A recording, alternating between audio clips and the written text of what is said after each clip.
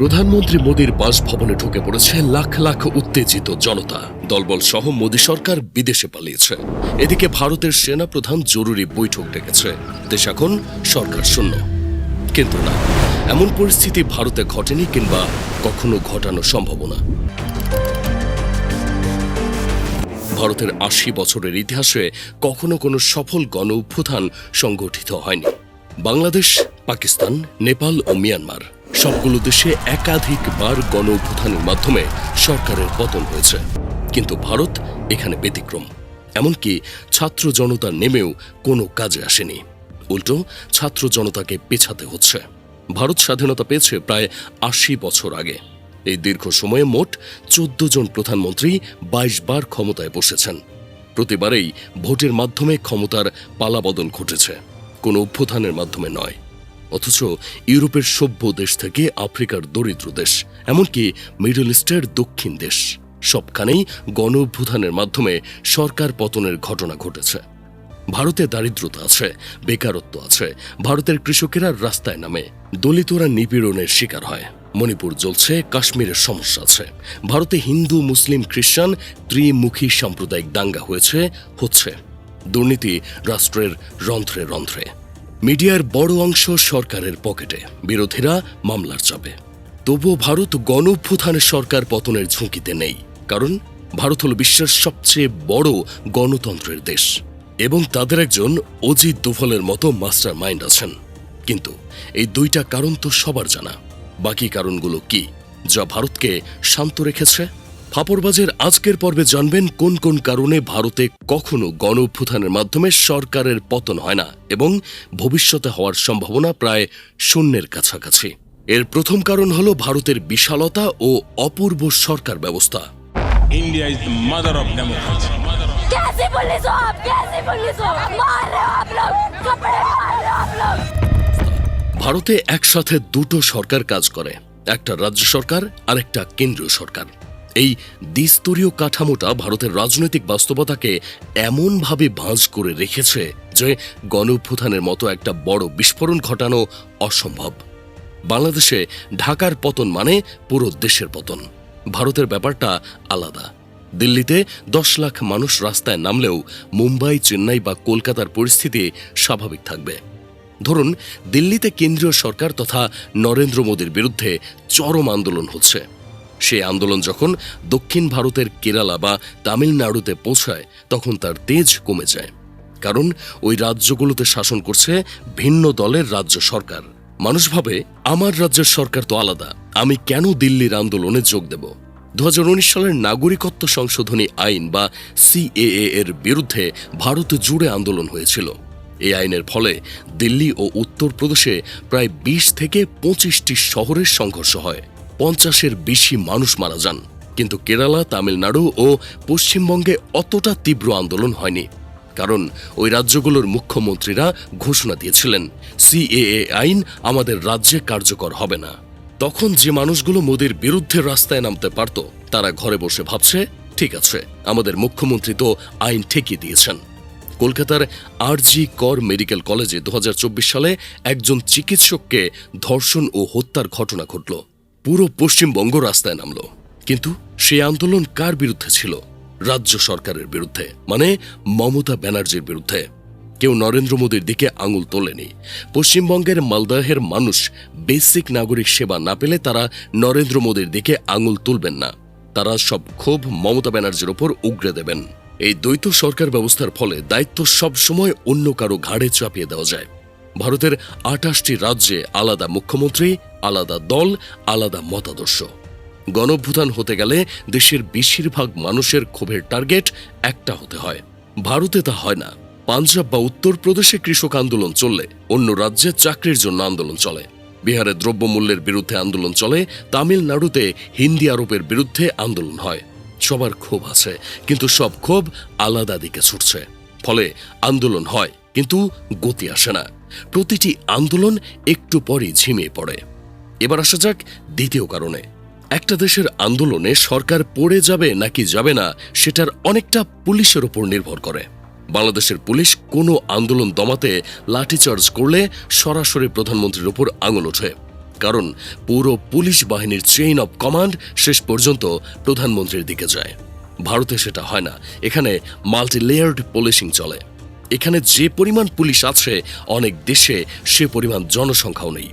ভারতের পুলিশ কাঠামো মোট 7টি ভাগে বিভক্ত। প্রথম ভাগে আছে রাজ্য পুলিশ। 28টি রাজ্যে আলাদা আলাদা পুলিশ বাহিনী আছে। দ্বিতীয় ভাগে আছে সিএপিএফ বা কেন্দ্রীয় সশস্ত্র পুলিশ। এই সিএপিএফ মোট 3টি স্তরে 7টি বাহিনী নিয়ে গঠিত। প্রথম স্তরটি সীমান্ত রক্ষায়। এর অধীনে আছে আসাম রাইফেলস বা এআর। তারা উত্তর পূর্ব ভারতে জঙ্গি বিরোধী অভিযান ও মিয়ানমার সীমান্ত পাহারায় নিযুক্ত। বর্ডার সিকিউরিটি ফোর্স বা বিএসএফ, তারা পাকিস্তান ও বাংলাদেশ সীমান্ত পাহারায় নিযুক্ত। ইন্দো তাইপেদান বর্ডার পুলিশ বা আইটিবিপি, তারা চীন তিব্বত সীমান্তের 3488 কিলোমিটার পাহাড়ি এলাকা পাহারায় নিযুক্ত। সশস্ত্র সীমা বল বা এসএসবি, তারা নেপাল ও ভুটান সীমান্তে নিযুক্ত। দ্বিতীয় স্তরটি অভ্যন্তরীণ নিরাপত্তায়। এর অধীনে আছে সেন্ট্রাল ইন্ডাস্ট্রিয়াল সিকিউরিটি ফোর্স বা সিআইএসএফ, তারা বিমানবন্দর ও বড় বড় কারখানায় নিযুক্ত। সেন্ট্রাল রিভার্স পুলিশ ফোর্স বা সিআরপিএফ, তারা দাঙ্গা দমনে দক্ষ। তৃতীয় স্তরটি বিশেষ ট্রাস্ট ফোর্স, নাম ন্যাশনাল সিকিউরিটি গার্ড বা এনএসজি। সন্ত্রাসী হামলা মোকাবেলা ও জিম্মি উদ্ধারে তারা একদম শেষ অস্ত্র হিসেবে মাঠে নামে। তৃতীয় ভাগে রয়েছে 4 রকমের গোয়েন্দা ও গোয়েন্দা সংস্থা। 1. সিবিআই, তারা হাই প্রোফাইল মামলা হাতে নেয়। 2. আইবি, তারা সন্ত্রাস নজরদারিতে দক্ষ। 3. এনআইএ, তারা শুধু সন্ত্রাসবাদ সংক্রান্ত মামলা তদন্ত করে। 4. ডিআরআই, তারা চোরাচালান রুখে দেয়। চতুর্থ ভাগে আছে রাজ্য সশস্ত্র পুলিশ। এক এক রাজ্যে এরা এক এক নামে পরিচিত। পঞ্চম ভাগে আছে ইন্ডিয়া রিজার্ভ ব্যাটালিয়ন বা আইআরবি, তারা কেন্দ্র প্লাস রাজ্য যৌথ অর্থায়নে চলে। ষষ্ঠ ভাগে আছে স্পেশাল প্রোটেকশন গ্রুপ বা এসপিজি, শুধুমাত্র প্রধানমন্ত্রী ও তার পরিবারের 24 ঘন্টা সুরক্ষা দেওয়াই তাদের কাজ। সপ্তম ভাগে আছে 3টি বিশেষ ইউনিট। 1. অ্যান্টি টেরোরিজম স্কোয়াড বা এটিএস। 2. সোয়াট। 3. কুইক রেসপন্স টিম বা কিউআরটি। এখন বলুন, 7 স্তরের এই বাহিনীকে পরাস্ত করে আন্দোলন চালিয়ে যাওয়া কতটা কঠিন। ধরুন, পশ্চিমবঙ্গের নরেন্দ্র মোদীর বিরুদ্ধে আন্দোলন চলছে। রাজ্য পুলিশ লাঠিচার্জ করল, দোষটা কার ঘাড়ে আসবে? রাজ্য পুলিশ ও রাজ্য সরকারের ঘাড়ে।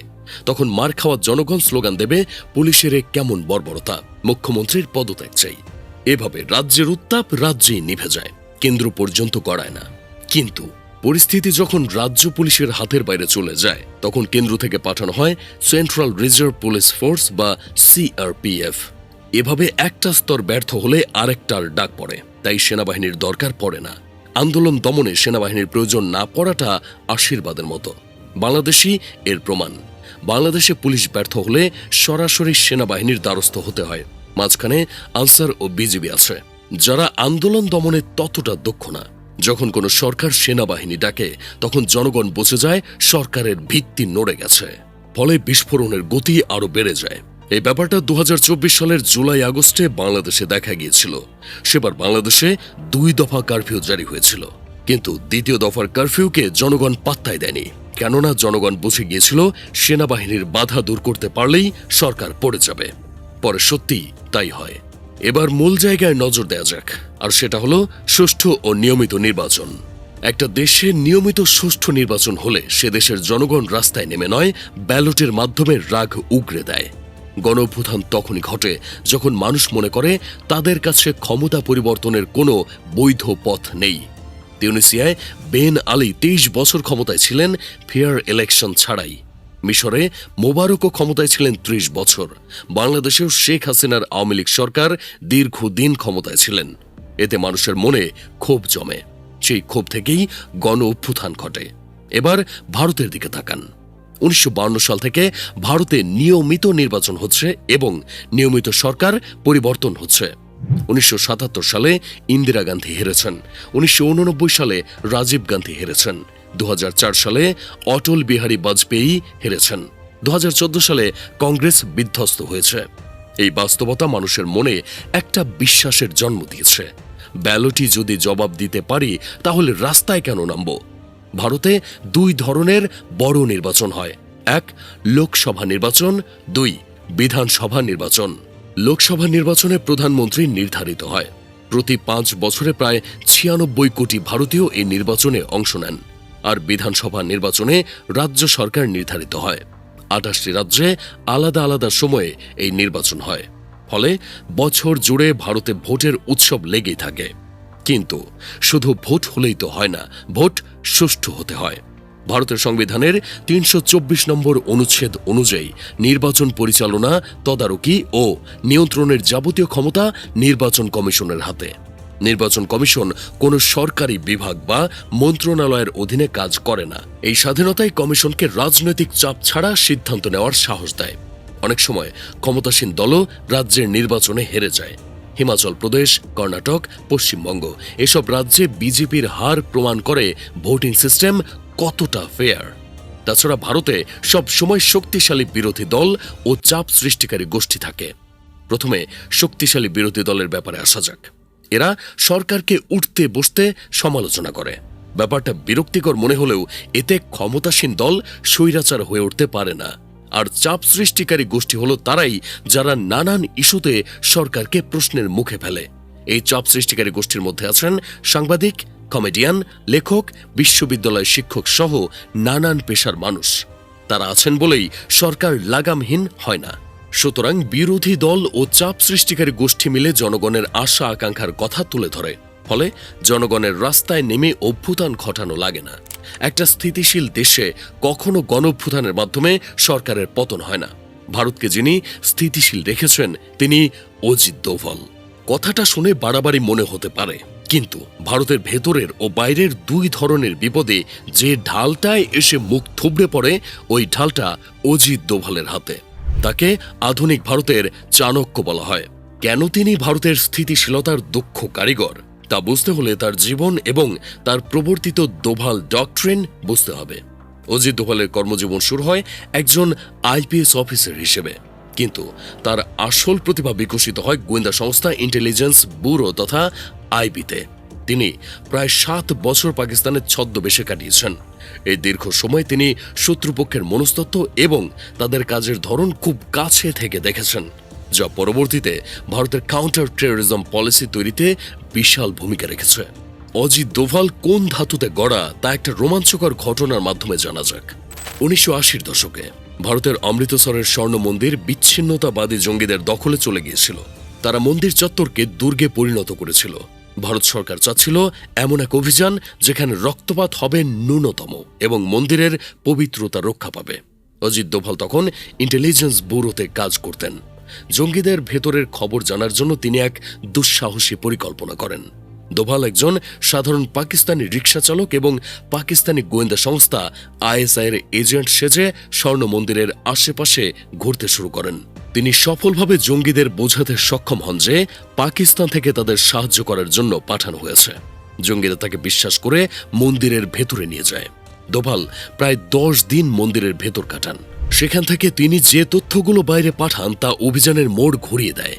তিনি জঙ্গিদের সঠিক সংখ্যা এবং তাদের কাছে থাকা অস্ত্রের পরিমাণ নিজ দেশের গোয়েন্দাদের জানান। দোভালের দেওয়া তথ্যের ভিত্তিতে ন্যাশনাল সিকিউরিটি গার্ড এনএসজি তাদের কৌশল সাজায়। মন্দিরের চত্বরে সরাসরি আক্রমণ না করে এনএসজি স্নাইপাররা আশেপাশের উঁচু ভবন থেকে জঙ্গিদের লক্ষ্যবস্তু বানায়। দোভালের তথ্যের ভিত্তিতে মন্দিরে পানি ও বিদ্যুৎ সংযোগ বিচ্ছিন্ন করে দেওয়া হয়, যাতে তারা দীর্ঘ সময় টিকে থাকতে না পারে। ফলে কোনো বড় ধরনের সম্মুখ যুদ্ধ ছাড়াই জঙ্গিরা মানসিকভাবে ভেঙে পড়ে এবং 1988 সালের 18 মে প্রায় 200 জঙ্গি আত্মসমর্পণ করে। অপারেশন ব্ল্যাক থান্ডারের সাফল্যের পর অজিত দোভালকে ভারতের 4র্থ সর্বোচ্চ বেসামরিক সম্মান কীর্তি চক্র প্রদান করা হয়। তিনি প্রথম কোনো পুলিশ অফিসার বা গোয়েন্দা যিনি সামরিক সম্মাননা হিসেবে এই পদক পান। ভারতে মন্ত্রীরা আসেন, কাজ করেন, অবসরে যান, এটাই স্বাভাবিক ব্যাপার। কিন্তু নরেন্দ্র মোদীর জাতীয় নিরাপত্তা উপদেষ্টার পদটা অপরিবর্তিত থাকে। এটা অজিত কুমার দোভালের। 2014 সালে প্রধানমন্ত্রী মোদী সরকার যখন প্রথম মেয়াদ শুরু করে, সেই সময়ে জাতীয় নিরাপত্তা উপদেষ্টা হিসেবে নিয়োগ করা হয়েছিল অজিত দোভালকে। সে বছরই এক বক্তৃতায় গোটা দুনিয়ার সামনে তিনি পাকিস্তানের উদ্দেশ্যে বলেছিলেন, you can do one Mumbai, you may lose Balochistan. মানে, যদি তোমরা আবার মুম্বাই অ্যাটাকের মতো পরিকল্পনা করো তাহলে বেলুচিস্তান হারাবে। 2019 সালের 4 জুন তার পদের আরও 5 বছরের জন্য মেয়াদ বৃদ্ধি করা হয়। 2024 সাল থেকে তিনি আরও 5 বছরের জন্য দায়িত্ব পেয়েছেন। প্রশ্ন আসতে পারে, দোভাল কিভাবে গণঅভ্যুত্থান ঠেকায়? তিনি 3 ভাবে অবদান রাখছেন। 1. দেশের স্থিতিশীলতা ধরে রেখে। 2. সরকারের ইমেজ বাঁচিয়ে। 3. গোয়েন্দা নজরদারিতে বিশ্ব শক্তির কূটচাল রুখে। অজিত দোভাল আসার আগে ভারতের নীতি ছিল অনেকটা আত্মরক্ষামূলক, কিন্তু তিনি এসে অফেন্সিভ ডিফেন্স তত্ত্ব প্রবর্তন করেন। এই তত্ত্ব অনুযায়ী শত্রু আক্রমণ করার আগেই তার পরিকল্পনা দুর্বল করে দেওয়া হয়। সহজভাবে বললে, নিজের মাঠে বসে শুধু প্রতিরক্ষা না করে শত্রুর মাঠে গিয়ে তাকে প্রতিরক্ষায় বাধ্য করাই হল অফেন্সিভ ডিফেন্স। ভারত এখন এই নীতিতেই চলছে। ভারতের ভৌগোলিক অবস্থান অত্যন্ত চ্যালেঞ্জিং। দেশটির একদিকে পাকিস্তান, অন্যদিকে চীন। দোভালের নেতৃত্বে ভারত এই 2 ফ্রন্টেই কঠোর অবস্থান নিয়েছে। উরি এবং পুলওয়ামা হামলার পর ভারত যে প্রতিক্রিয়া দেখিয়েছেন তার মূল পরিকল্পনাকারী ছিলেন দোভাল। এসবের ফলে ক্ষমতাসীন বিজেপি সরকারের ভাবমূর্তি জনগণের সামনে উজ্জ্বল হয়েছে। তারা ভাবছে, ভারতের স্থিতিশীলতার চাকা সচল রাখতে হলে বর্তমান সরকারের বিকল্প নেই। এমন ভাবনা জনগণকে রাস্তায় নামতে দেয় না। এদিকে ভারতের স্থিতিশীলতা নষ্টের জন্য বিদেশি শত্রুর মতো নিজ দেশের শত্রুরাও তৎপর। 32,87,263 বর্গ কিলোমিটারের দেশ ভারতের একাধিক জায়গায় বিদ্রোহী সশস্ত্র গোষ্ঠী আছে। এদের সামলানোর ক্ষেত্রেও অজিত দোভাল মুনশিয়ানা দেখিয়েছেন। নিজ দেশে বিদ্রোহ দমনে ভারত প্রধানত 3টি ফ্রন্টে কাজ করছে। প্রথম ফ্রন্ট হল উত্তর পূর্ব ভারত তথা 7 সিস্টার্স। এখানে ভারত শান্তি চুক্তি করে রেখেছে। তাছাড়া বিদ্রোহীরা যাতে অস্ত্র ও জায়গা না পায় তা মনিটর করা হয়। দ্বিতীয় ফ্রন্ট হল বামপন্থী উগ্রবাদ বা নকশাল দমন। ভারতের মধ্য ও পূর্বাঞ্চলের ছত্তিশগড় ও ঝাড়খণ্ডের সক্রিয় নকশালদের দমনে ভারত সরকার সমাধান নামক 8 দফা কৌশল গ্রহণ করেছে। এতে কাজ না হলে সিআরপিএফ এবং কোবরা কমান্ডোদের মাধ্যমে গহীন জঙ্গলে গিয়ে বিদ্রোহীদের আস্তানা ধ্বংস করা হচ্ছে। তৃতীয় ফ্রন্ট হল জম্মু ও কাশ্মীর। এখানে ন্যাশনাল ইনভেস্টিগেশন এজেন্সি ব্যবহার করে সন্ত্রাসীদের অর্থ যোগান বা টেরর ফান্ডিং নেটওয়ার্ক পুরোপুরি ধ্বংস করে দেওয়া হয়েছে। ফলে ভারত সর্বোচ্চ স্থিতিশীলতায় আছে, যা অভ্যুত্থানের ঝুঁকি কমিয়ে দিচ্ছে। তাছাড়া একটা দেশের সরকার পতনের পেছনে বিশ্ব পরাশক্তিদের হাত থাকে। একজন ঝানু গোয়েন্দা কর্মকর্তা হিসেবে অজিত দোভাল তার দেশে কোনো বিশ্বশক্তির মাথা গোজার সুযোগ দেন না। ফলে অভ্যুত্থানের আশঙ্কা অনেকটাই কমে যায়। ভারত এমন একটা দেশ, এখানে এত বেশি বৈচিত্র্যতা যে অনেক মহাদেশেও এতটা বৈচিত্র্যতা থাকে না। এখানে ভাষা, সংস্কৃতি, ধর্ম, অর্থনীতি সবকিছুই অঞ্চল ভেদে বদলে যায়। এই বিভাজন গণঅভ্যুত্থানের ক্ষেত্রে বড় বাধা হয়ে দাঁড়ায়। কয়েকটা উদাহরণের মাধ্যমে ব্যাপারটা পরিষ্কার করা যাক। প্রথমেই ভাষার বিভাজনে আসা যাক। ভারতের সরকারিভাবে স্বীকৃত ভাষার সংখ্যা 22, আর প্রকৃত উপভাষা ও আঞ্চলিক ভাষার সংখ্যা কয়েক শত। হিন্দি উত্তর ভারতের ভাষা হলেও দক্ষিণ ভারতের তামিলনাড়ু, কেরালা, কর্ণাটক বা অন্ধ্রপ্রদেশে হিন্দি অনেকটাই বিদেশি ভাষার মতো। এছাড়া বাংলা, মারাঠি, গুজরাটি, তেলুগু প্রতিটি ভাষাভাষী জনগোষ্ঠীর নিজস্ব সংস্কৃতি আছে। এই বাস্তবতায় যখন দিল্লিতে কোনো আন্দোলন জন্ম নেয় তা স্বাভাবিকভাবেই হিন্দি ভাষায় হয়। দক্ষিণ ভারতের মানুষ সেই আন্দোলনকে নিজের মনে করে না। তামিলনাড়ুর একজন কৃষক যখন দেখেন যে আন্দোলনের স্লোগান, দাবি এবং নেতারা সবাই উত্তরের, তখন সে মানসিকভাবে দূরে সরে যায়। 2011-12 সালে আন্না হাজারের দুর্নীতি বিরোধী আন্দোলন এর একটি ক্লাসিক উদাহরণ। মিডিয়ায় অভূতপূর্ব সাড়া পড়েছিল। দিল্লির রামলীলা ময়দান উপচে পড়েছিল, কিন্তু দক্ষিণ ভারত, পূর্বাঞ্চল এবং গ্রামীণ ভারতে সেই আন্দোলন কোনো মাথাছাড়া দিয়ে ওঠেনি। এর মূল কারণ ভাষা। আরেকটা বড় বিভাজন হল ধর্মীয় বিভাজন। ভারতে হিন্দু, মুসলিম, শিখ, খ্রিস্টান, বৌদ্ধ, জৈন প্রতিটি ধর্মীয় সম্প্রদায়ের রাজনৈতিক স্বার্থ আলাদা। একটা আন্দোলন যদি হিন্দু জনগোষ্ঠীর বৃহত্তর অংশকে একত্রিত করতে পারে, মুসলিম সম্প্রদায় তখন প্রশ্ন তোলে, এ আন্দোলন কি আমাদের জন্য? আবার মুসলিমরা যখন তীব্র আন্দোলন গড়ে তোলে, তখন হিন্দু সম্প্রদায়ের অনেকে ভাবে এই আন্দোলন কোনোভাবে পাকিস্তান থেকে আমদানিকৃত হয়তো। এই যে সন্দেহ, এটা কখনো ঐক্য তৈরি করতে পারে না, আর ঐক্য না হলে সরকারকে টলানো যায় না। আঞ্চলিক বিভাজনও গণঅভ্যুত্থান আটকে দেয়। কাশ্মীরের সমস্যা কেরালার মানুষের কাছে গুরুত্ব পায় না। নাগাল্যান্ডের সংকট দিল্লির বাসিন্দার দৈনন্দিন জীবনকে স্পর্শ করে না। এই ভৌগোলিক দূরত্ব আন্দোলনের জাতীয়করণকে কঠিন করে তোলে। একটা সফল গণঅভ্যুত্থানের জন্য সব বিরোধী রাজনৈতিক দলকে একটা ছাতার নিচে আসতে হয়। 2024 সালের জুলাই আগস্টে এটাই হয়েছিল। বিএনপি, জামায়াত সহ অধিকাংশ দল তখন আওয়ামী লীগের পতন চেয়েছিল, কিন্তু ভারতে এটা একরকম অসম্ভব। ভারতের নির্বাচন কমিশনে নিবন্ধিত রাজনৈতিক দলের সংখ্যা 2000-এরও বেশি। জাতীয় দল, আঞ্চলিক দল, জাতভিত্তিক দল, মতাদর্শ ভিত্তিক দল, এই বিশাল রাজনৈতিক বাজারে বিরোধী শক্তি কখনো এক ছাদের নিচে আসতে পারে না। এবার নজর দেওয়া যাক একেবারে মূল জায়গায়, সেটা হলো ছাত্র আন্দোলন। যেসব দেশে সরকার পড়ে যায় সেসবের নেতৃত্বে ছাত্রদের দেখা যায়। দক্ষিণ কোরিয়ায় 1960 সালে ছাত্ররা রাষ্ট্রপতি সিংম্যান রিকে ক্ষমতাচ্যুত করেছিল। ইন্দোনেশিয়ায় 1998 সালে সুহার্তোর পতন হয়েছিল ছাত্র বিদ্রোহে। থাইল্যান্ড, ফিলিপাইন, সার্বিয়া এবং সম্প্রতি বাংলাদেশেও ছাত্ররা প্রবল ক্ষমতাধর সরকারকে ক্ষমতা থেকে নামিয়েছে। ভারতেও ছাত্র আন্দোলনের দীর্ঘ ইতিহাস আছে। জওহরলাল নেহরু বিশ্ববিদ্যালয় থেকে হায়দ্রাবাদ সেন্ট্রাল ইউনিভার্সিটি, কোনো ছাত্র আন্দোলনই কোনো সরকারকে ক্ষমতা থেকে নামাতে পারেনি। ভারতের সমাজ জাতি, বর্ণ, ধর্ম এবং ভাষার ভিত্তিতে গভীরভাবে বিভক্ত। এই বিভাজন ছাত্র আন্দোলনকে জাতীয় আন্দোলনে পরিণত হতে দেয় না। একজন দলিত ছাত্রের সমস্যা, একজন উচ্চ বর্ণের ছাত্রের সমস্যা, একজন মুসলমান ছাত্রের সমস্যা আলাদা, এবং প্রায়ই এই গোষ্ঠীগুলো একে অপরের বিরুদ্ধে অবস্থান নেয়। রোহিত ভেমুলার মৃত্যুর পর যে আন্দোলন হয়েছিল সেটি মূলত দলিত এবং বামপন্থী ছাত্রদের আন্দোলনে সীমাবদ্ধ ছিল। হিন্দু জাতীয়তাবাদী ছাত্ররাও সেখানে যোগ দেয়নি, ফলে আন্দোলন কখনো গণজোয়ারের রূপ নেয় না।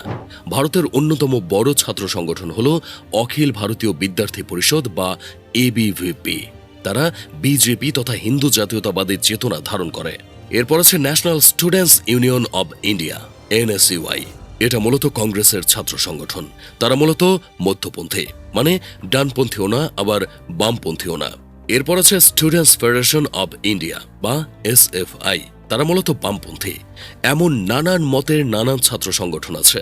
এই ছাত্র সংগঠনগুলো কখনো একই বিষয়ে আন্দোলন করবে, ব্যাপারটা একরকম অসম্ভব। ফলে ভারতের ছাত্র আন্দোলন কোনো সময়ই পূর্ণতা পায় না। সব মিলে বলতে হয়, ভারত গণঅভ্যুত্থান না হওয়াটা কোনো কাকতালীয় ঘটনা না। ভারতের এই গণতান্ত্রিক ও সাংস্কৃতিক ফিল্টার যতদিন সচল থাকবে ততদিন এখানে গণঅভ্যুত্থানের মাধ্যমে সরকার পতনের সম্ভাবনা কেবল ক্ষীণই নয়, বরং প্রায় অসম্ভব।